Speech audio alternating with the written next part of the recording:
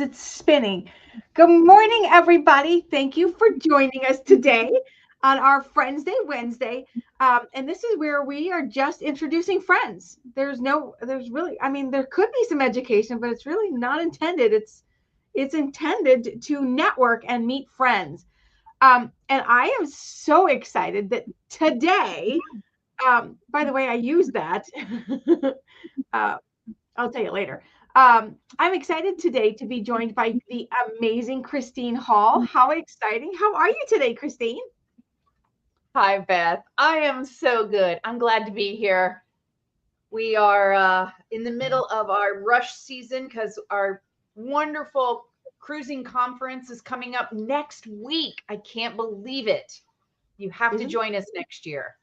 Yes, that's literally because today's Wednesday, so it's like a week and a half because you leave on Saturday the 7th, right? Yeah. Are Yeah, we you do. packed? What? No, I'm not that kind of packer.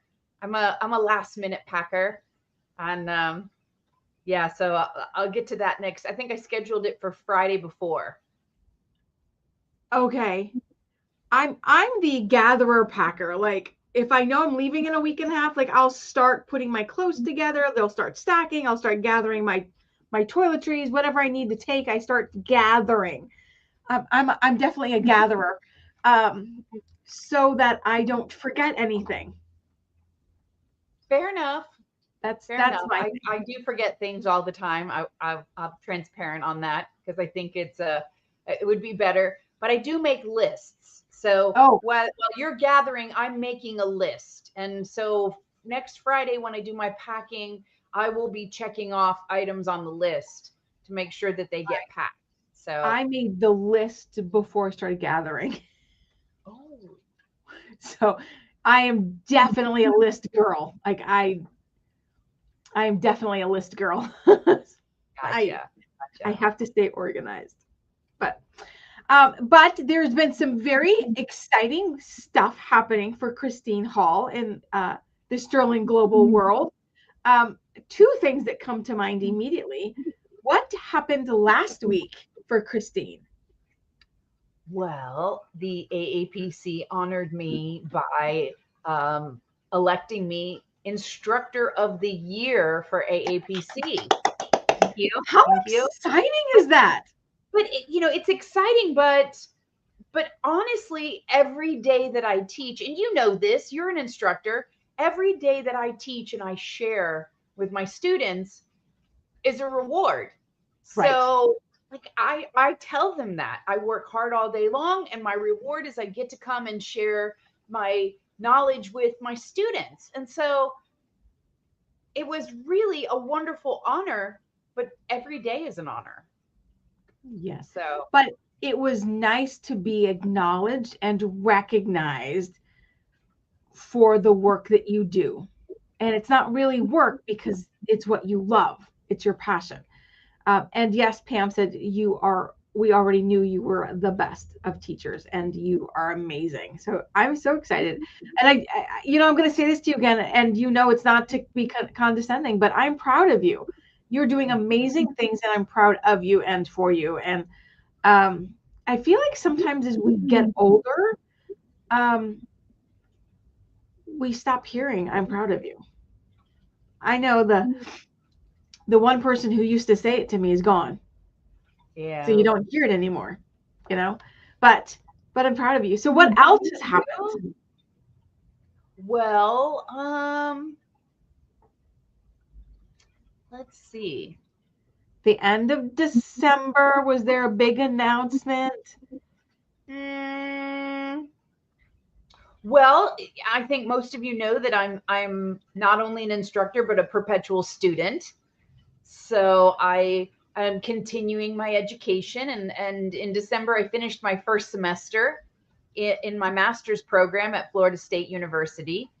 So first semester down, many semesters to go, but But um, did you get selected to any committees? I did get selected to a committee, and we're still going through the onboarding process. But I was nominated and elected to a national committee in the Department of Health and Human Services, working exciting. alongside some amazing individuals to help guide some policy for the CDC, the Department of Health and Human Services. And so I'm really excited to be able to maybe share the business side of medicine with those that maybe need some clarity, or those that are looking for some additional information. Right. Anyway, another big thing that's happening on the Sterling Global side is that Cody Christine Hall is coming back, and we're taking a little bit of a different approach this year. Well, for tell. season 6. So what we're going to do for season 6 is we're going to do our normal live sessions, our live podcast sessions, and we're going to focus on different procedures within CPT. So we're going to talk a little bit about the codes themselves and the documentation that supports. We're going to also talk a little bit about billing nuances, because, some payers want modifier 50 for bilateral, some want RTLT for bilateral procedures. And then we're also going to talk about auditing those specific CPT codes or those specific procedures, so that we kind of complete the whole path, but take it in small chunks. So we'll take procedures kind of chronologically through the CPT book, but we're going to be able to sit down and really have a real chat about Mohs surgery, about EGDs, about maybe facet joint injections, things like that, as a biller, that if the codes are not right, then the billing is altered, then it turns into a nightmare. And what you don't know, you don't know, right? Right. So we're going in that other direction. Well, and it helps, when you understand the procedure that the provider performed, what service was rendered, it helps you when you understand what they did to be sure that the right code is assigned to that procedure. Because we could just slap a code on it, right? A code is a code, right? They're all the same, except they're not. So if you don't know what procedure your provider did, you don't really know if that's the right code if you don't understand anatomy or terminology. So it's important to know those things and to go through and understand those. And that's a great idea. I'm excited to watch that. If you need a guest, I could find you one. Okay. Just because I love you. Okay. What else is happening? So we were supposed to talk about compliance. I know that you hate compliance. You want nothing to do with it. It's your enemy. But for me, you said, fine, I'll talk about compliance. Okay, I'm just kidding, because you love compliance, everything about compliance. And you know how long I've been a compliance officer? How long? Did you start in the womb? I should have, right? You should have. I know that the first time that I recognized it is when my oldest son turned 8. Okay. And that was because we implemented a policy in our house that he had to keep his room clean. Uh-oh. You may have heard this story. It's all right. And when I said those words, he was like, what are you talking about? Clean my room. I said, don't worry, I got you. I'm going to give you procedures. So I whipped out the old Polaroid camera, you got to fan the picture, right? And after I'd cleaned his room, I took all these pictures of what cleaned looked like for me. Because it looks different for me than it does for you. It looks different for you than it does for Pam, right? Clean looks different depending on the mom. It's all about the mom's perspective. So I would educate him. Now, here's what under the bed should look like. Here's what folded in the drawer looks like. Here's what put on the shelf looks like. Here's what bed made looks like. And I said, do you need me to physically show you how to achieve that look? And some things, yes, some things, no. Right. I told my son, I said, listen, if you need any help whatsoever, you can ask me, you can ask your dad, you can even call your grandma, right? Right. And you can ask them if you have any questions. And then, of course, like every good mom, when he was finished, he came running out. He's like, I'm done. And I said, good, let me go check it. And there was some re-education that had to happen. It wasn't perfect. Of course, he was 8, right? There were things like we had to revise the policy. Beth, did you ever watch any of your kids when they were 8 years old try to put a fitted sheet on the bed? Right? Yes, hysterical.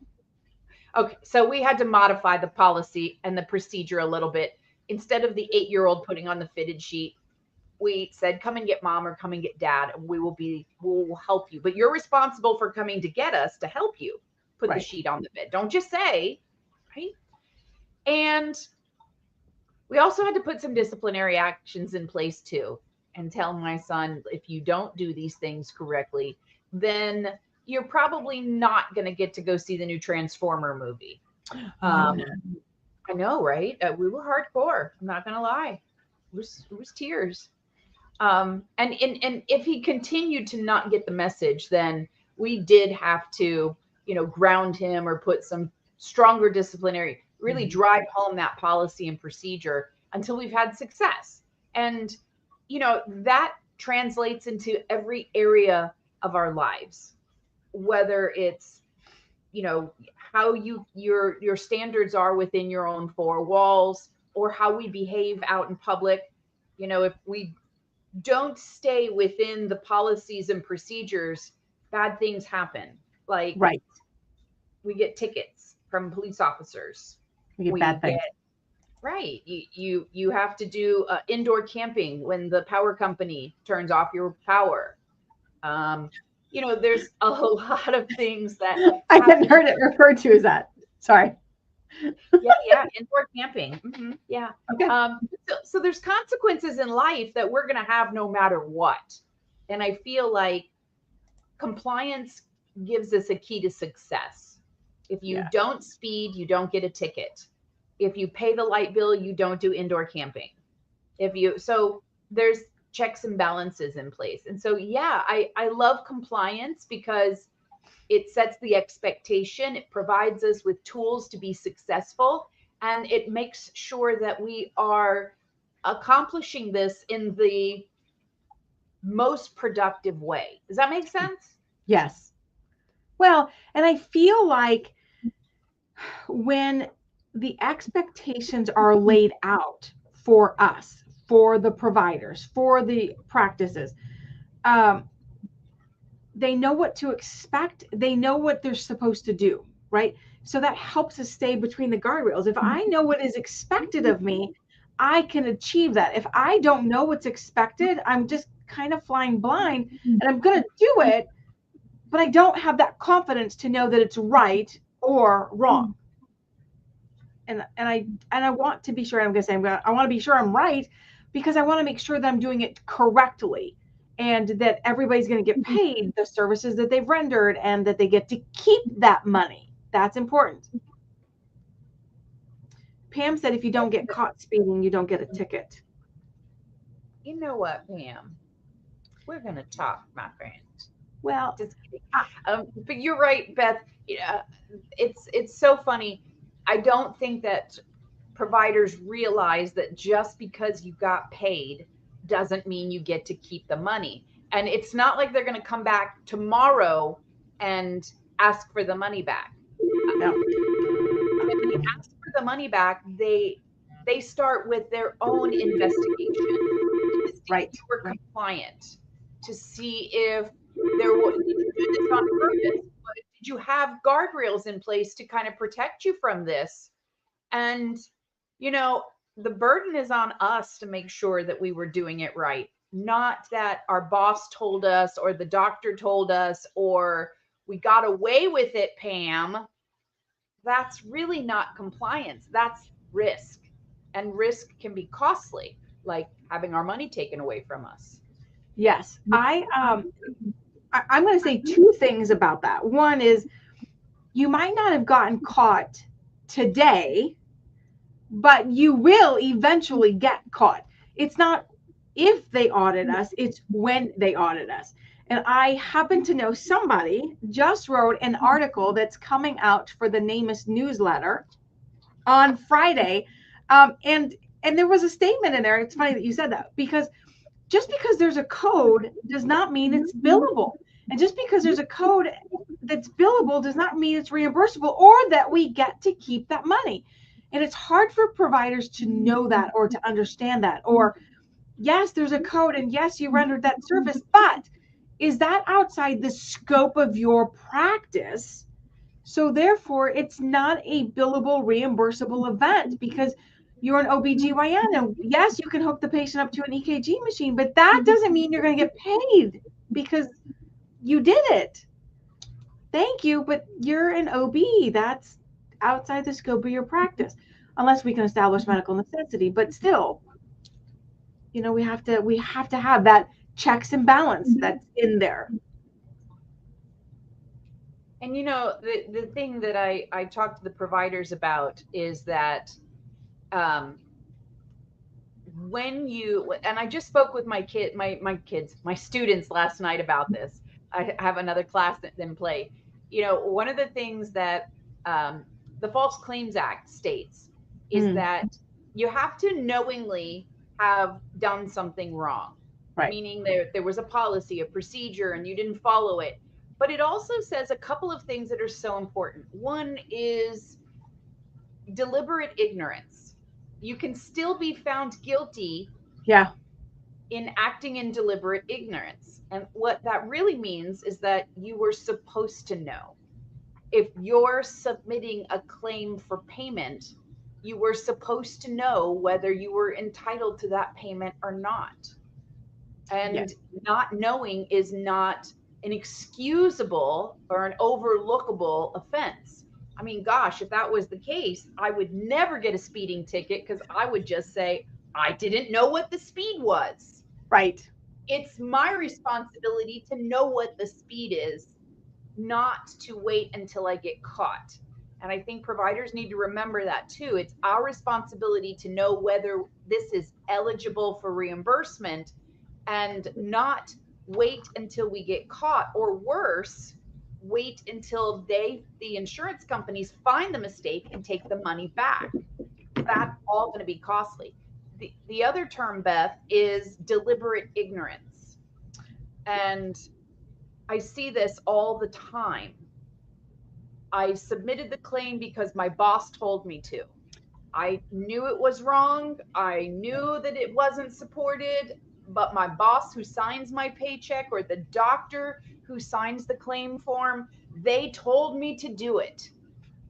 Well, that's deliberate ignorance because you knew that it was wrong and you did it anyway. And one of the things that I say, and Pam might appreciate this, is, Beth, do you know I drive a sports car? I do. It's a Corvette, right? Yes, it's a Camaro. I had a Corvette too. We really like sports cars. So if you come to visit, or if Pam comes to visit, I'm probably going to say, hey, drive my car. Let's go to the interstate. Let's drive my car. Okay. And I'm going to tell you, let's go faster. Let's go faster. Let's go on. Let's do 100. Now, when you get pulled over, because you will, are you going to tell the police officer, Christine told me to? It's her car. And is that police officer going to say, oh, Beth, it's okay. You can go back to driving 100 on the interstate? Because Christine Hall said I could. Yeah. You know what? That's not going to fly. And neither is my boss told me to. The doctor told me to. Those things don't fly. And I think people need to remember that. Just because someone told you to do it. Remember what your mama said? If someone tells you to jump off the bridge, are you going to jump off the bridge? Maybe. Probably not. Okay, well, we do in South Florida. We jump off the bridges into the water all the time. Yes. As a matter of fact, I just did it in September. I jumped off the bridge. Purpose? Yeah, it was so awesome. I had a great time. The bridge was a very low bridge. It was a very, very deep canal. I was so totally safe. And what a rush. Nice. But Well, I so don't speaking, recommend everybody do it. oh, well, speaking of jumping off the bridge, talk to us about where do you think compliance has taken you personally and professionally? Well, personally, I mean, it has keeping a roof over my head. It has Yes. allowed me to have a driver's license. It's had food in my belly. It is, doing the right thing has really given me a very blessed life.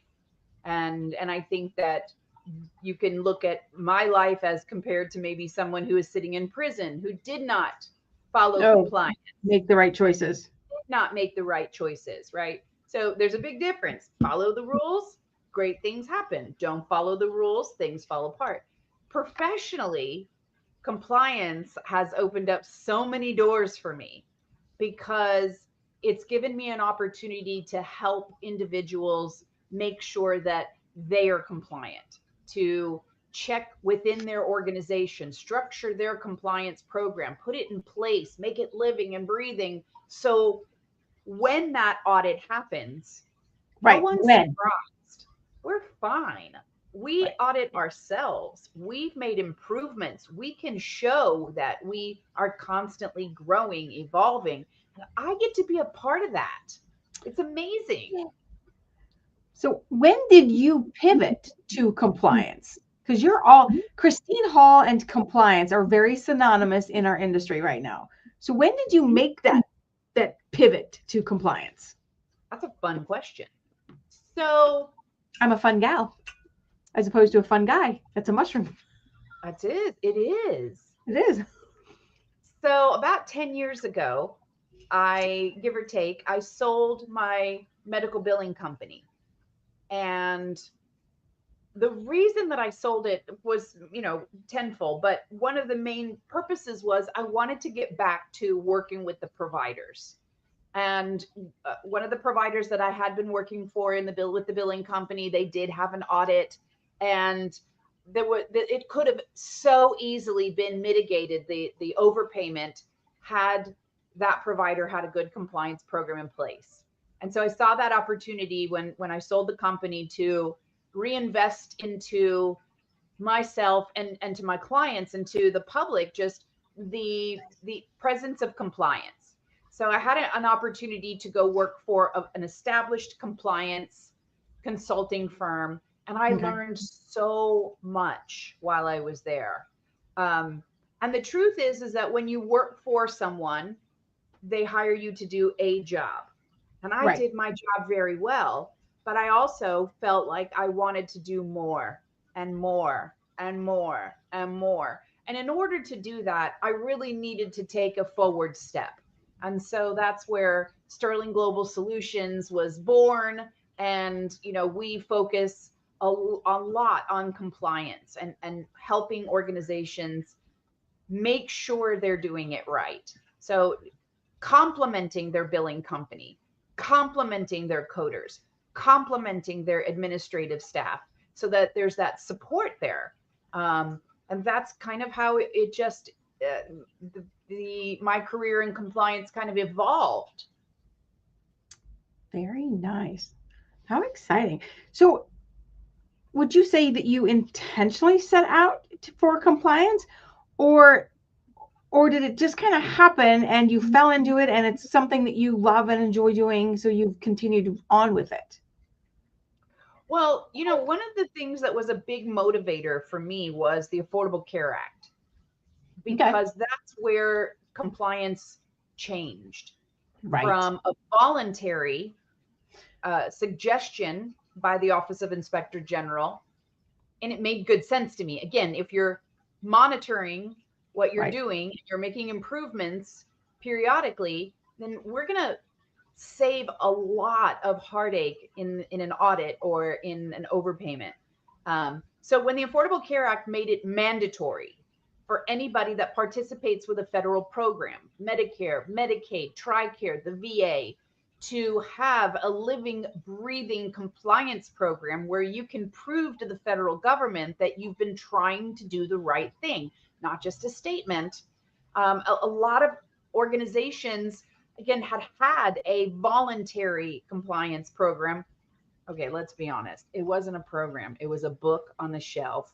And by the That's time right. that I got there, the dust was so bad. I was worried about my asthma. Right. Um, but to be able to take that and turn it into, an actual member of the organization. The compliance plan is a member of the Yeah. organization, right? That's a good way to Um, think about that. yeah, then that really became the drive behind um, uh, moving in that direction. So I would have to say that the Affordable Care Act was a huge drive into this area. Wow. I was gonna say that's a very interesting take, and it's amazing that you were able to shift, but you already had the foundation for all of that information. But this has allowed you to grow, um, which I think is a great, I'm going to say testimony, and I don't feel like that's the right word, but that's a great testimony of, people start as coders and they don't know where their next step is. People, students are always asking me, okay, I got my CPC, what's my next step? I don't know. It's dependent on you, what your passion is. What do you want to do? I can guide you based on my thoughts and feelings, but that's going to take you down my path, maybe. But also, some of it is who you know and what is your education? What is your background? What are your contacts? Can you get in with somebody that knows auditing, or do you get in with somebody that knows compliance, or, who did you connect with? And all of those are your networking. All of those mean that you have to put yourself out there and network. And I am going to tell you, I'm the first person to say networking is amazing and you should do it. I'm also the very first person to sit in the back of the room by myself. If I'm in a room, I am. And I know that that's a struggle for so many people. I'm an introverted extrovert. If I walk into a room and it's all my friends, the party's on and it's just like there's nothing, like nobody believes I'm an introvert. If I walk into a room and I know nobody, I'm in the back of the corner, I'm hiding. If you come over, if you seek me out and have a conversation, hands down, I will talk to you. We will have a conversation, but I will not initiate the conversation with strangers. I just won't. That's just out of my comfort zone. I'm working on that. I'm actively working on that, but Well, that stick with me, kid. I've never met a stranger. you and Gary, my goodness, Gary, That's why we get along so well.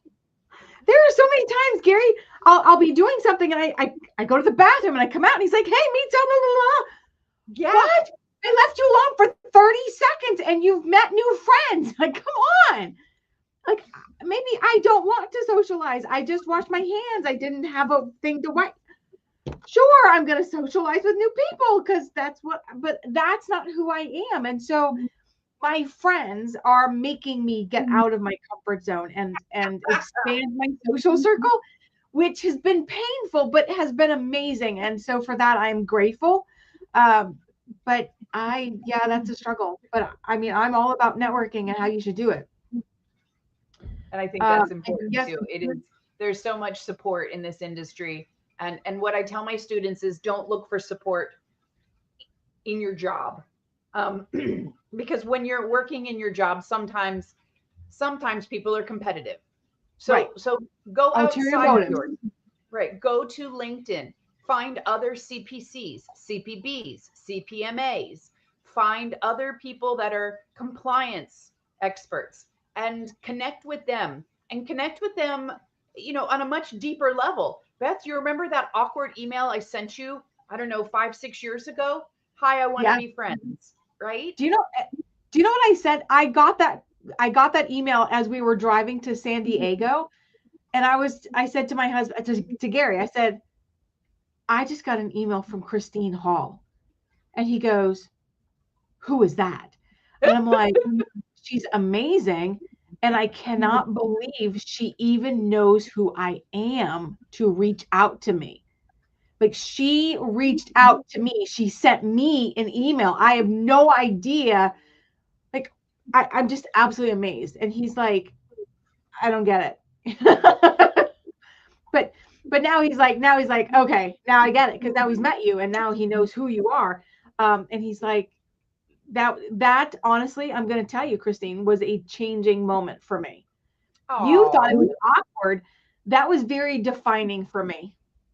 So I do appreciate that. And yeah, that was a start. I think that was a start of a great relationship. And we've done a lot of things together, the retreats and conferences and speaking and all kinds of fun things that we're doing together. I do have a question. We're almost at the top of the hour. Where's Toby Hall?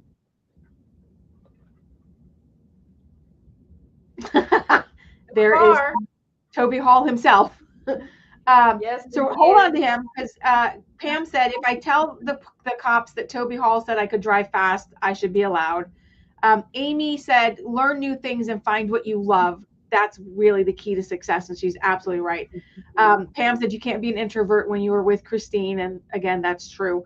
And Amy, of course, said, go to your local chapter meetings, AAPC, AHIMA. Always get in contact with NAMIS or AMBA or all of those other credentialing bodies, and start networking. And I'm all about networking, and I'm probably the biggest, I'm going to say hypocrite. That's not the right word, but networking is important, but you have to make that first step. And that's really what the intent of this FriendsDay Wednesday is, to show people, because if I had seen you on a FriendsDay Wednesday, I'd have been like, oh, she's approachable. I can have a conversation with Christine. She's this big name and she's amazing. And she's, the teacher of the year for AAPC, and she's on this great congressional committee, but she's approachable, because now I feel like I've seen you, I've had a conversation, I've listened to a conversation, that now you're approachable. I could go up to you, and I probably will. Like, I'll be like, Christine! But I feel like I could go up to you and actually have a conversation, which is 100% the intent of FriendsDay Wednesday, is that to show that we're all friends, and that you're not an island, and that you're not all there by yourself. We're all in this together. And Pam is happy to see the actual star of the show, which is not me, which is not you, but is Mr. Toby Hall. I know. I get that a lot. He's been published twice. Well, he gets around. He does. He does. He's a good boy. Thank you so much for having me on here, my friend. I think this is a wonderful introduction to individuals. Amy, if we're not already friends on LinkedIn, please make sure that we are friends on LinkedIn. And I would look forward to talking with you more in the future. Yes, that sounds wonderful. Christine, have a great day. Thank you so much for joining us. Be sure to find Christine Hall on LinkedIn, Sterling Global Solutions on LinkedIn. Look for their coding cruise that's happening in a couple days, but will also happen next year. You guys have a great rest of your Wednesday. Bye-bye.